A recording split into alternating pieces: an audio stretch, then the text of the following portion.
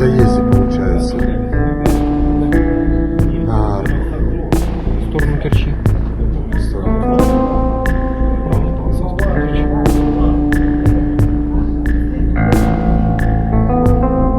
Здесь, как вы только что доложили, сомнений нет. Это теракт, направленный на разрушение критически важной гражданской инфраструктуры Российской Федерации. Совершенно верно.